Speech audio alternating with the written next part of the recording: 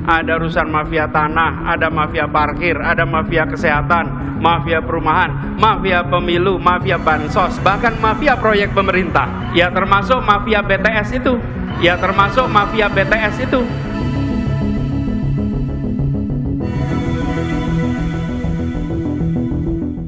Nah, terus terang saya sangat tertawa sekali ya ketika Anies berbicara tentang mafia, bahkan juga menyebut tentang mafia migas, mafia kesehatan, dan lain-lain, dan bahkan juga termasuk mafia BTS. Ini menurut saya lucu. Ini bahkan di depan relawan loh. Anies mengkritik mafia BTS yang notabene pada waktu kemarin, yaitu Kejaksaan telah menetapkan dan menahan Johnny G. Plate, yaitu kader dari Nasdem. Artinya Anies mengkritik partai yang telah mengusung dan juga telah mendeklarasikan Anies sebagai Capres 2024. Nah, ini dari Kompas TV. Anies di hadapan relawan, mafia harus dibereskan, termasuk mafia BTS. Nah, dari sini saya sangat penasaran sekali, gimana kira-kira komentar-komentar dari netizen ini. Anies Baswedan justru malah mengkritik mafia BTS, yang notabene dari berita-berita yang telah saya baca dan saya resapi, itu setelah dilihat dari satelit, ternyata dari 1200 BTS dari pantauan satelit, itu yang mangkrak sebanyak 980-an. Dan itu dari 980-an itu dari sampel 8 BTS, itu semua mangkrak alias tidak bisa dipakai lagi. Dan kerugian negara pun juga sangat banyak sekali, dari 10 triliun kerugiannya mencapai 8 triliun. Itu menurut saya sudah sangat parah sekali ya. Kalau menurut saya, dari 10 triliun dana yang sia-sia atau dana yang diduga terkorupsi tersebut mencapai 8 triliun. Nah, dari sini dari Hendrik 186, wow, awas disambet sama SP, jadi pengangguran lu, mafia teriak mafia.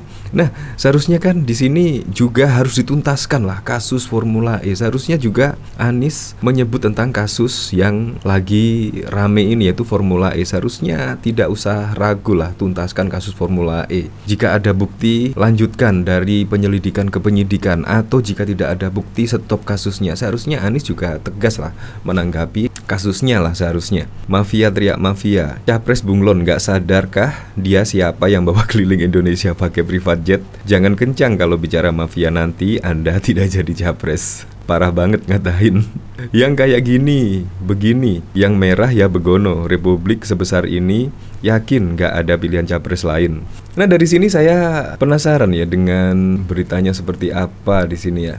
Ini dari Tribun News, yaitu di sini bakal calon Capres Anies Baswedan menyinggung soal keberadaan mafia yang sudah menguasai hampir seluruh sektor kehidupan di Indonesia. Hal ini disampaikan Anies saat berpidato di depan ribuan relawan pendukung Anies Baswedan dalam acara temu kebangsaan relawan di Tenis Indoor Senayan, Tanah Abang, Jakarta Pusat.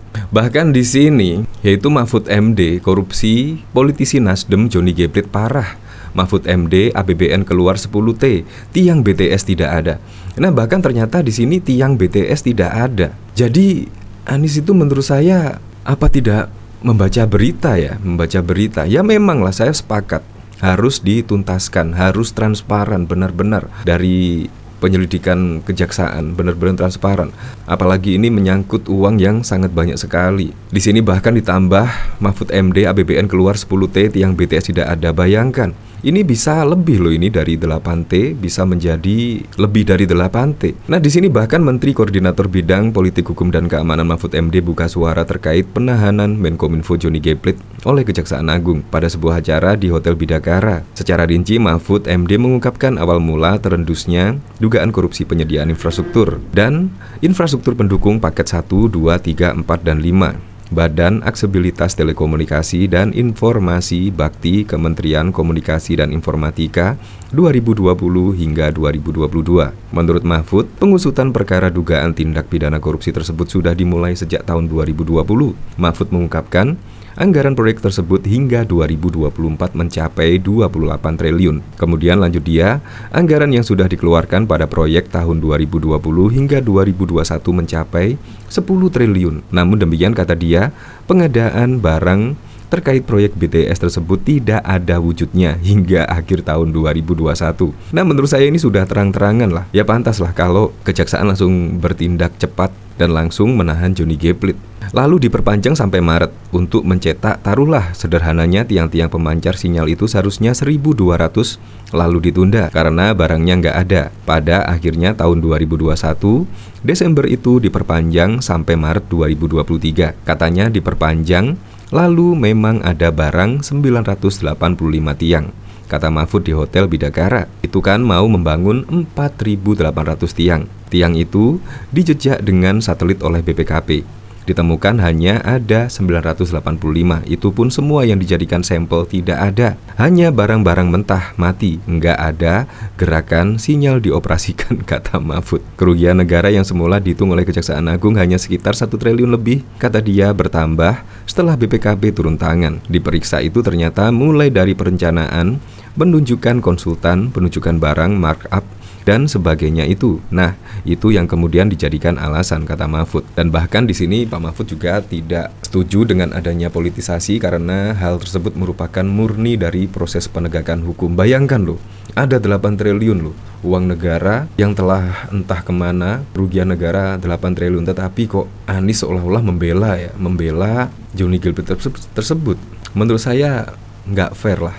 Apalagi ditambah dari statement Pak Surya Paloh dan kader-kadernya seolah-olah juga membela dari Johnny G. Plate ini yang telah merugikan negara hampir 8 triliun. Jadi ya pantas lah kalau kasus korupsi politisi Nasdem Johnny G. Plate parah. Saya sangat setuju sekali dengan pendapat Pak Mahfud MD ini. Kita lanjutkan komentar-komentarnya di sini. Semoga bisa segera dibereskan ya Nis, mafia BTS, dan Anda juga otomatis game over dari pencapresan. Banyak budget sih, jadi blunder mulu loh. Bau-baunya buat strategi karena Nasdem batal calonin dia. Makanya cari-cari simpati dari parpol lain.